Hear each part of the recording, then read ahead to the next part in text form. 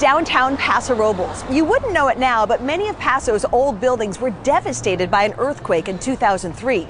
Today, the town's been rebuilt, and it's now home to more than 12 tasting rooms. That's right, a dozen tasting rooms, all within walking distance. Let's go take a look.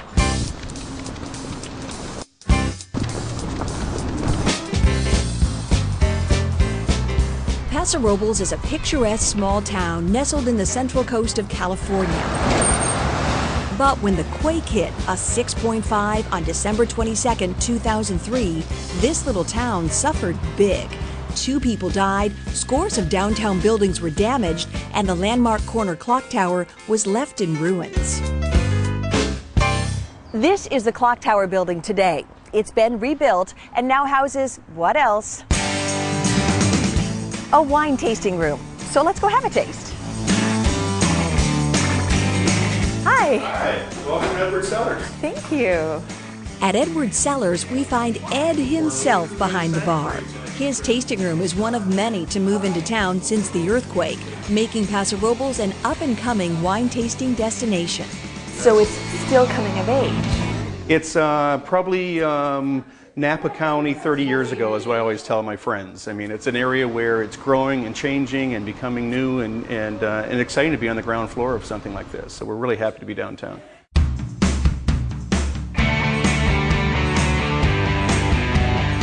This is Kidman & Curry Law Firm, which I'm told also doubles as a tasting room. That's right, a law firm and a tasting room in one. Let me let you try my Cabernet. Barry Kidman of Kidman & Curry pours wine right at his desk. This was also a gold medal winner. Do you charge by the minute for wine tasting? No, actually, I think wine tasting's a real bargain here. We don't charge at all. I've been a winemaker since 1991. We created the Bear Cave Cellars label. My name's Barry. When you're the biggest kid in the class, your nickname's always going to be Bear. So we wanted to have something very fun, nothing too pretentious, especially since how we were attorneys.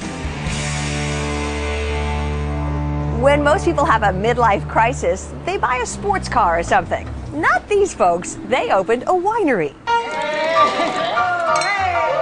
Chianti has to be 90% Sangiovese. Jill Mitten and her husband started Midlife Crisis Winery as a second career in hopes of making it their retirement jobs. So you're from Los Angeles. You spend half your time in LA and half your time in Paso? Actually, 5 days a week in LA, 2 days a week in Paso, where we make our wines on the weekends. During the week, we both work day jobs in the entertainment industry in LA to pay for this. Turns out you will find a sports car here, this being a midlife crisis and all. What's the deal with the car? Oh, this is a stress ball.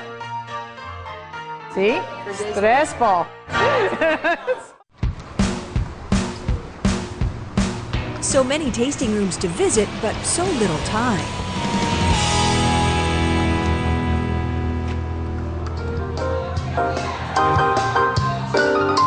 Our last stop of the day is D'Ambino, where the family band, the D'Ambinos, has taken the stage. Our culture, I suppose being Italian and being musical, we would have big family get-togethers and all the instruments would come out. There's a lot of talent in the family and we couldn't just help bringing our instruments out and drinking wine and playing music.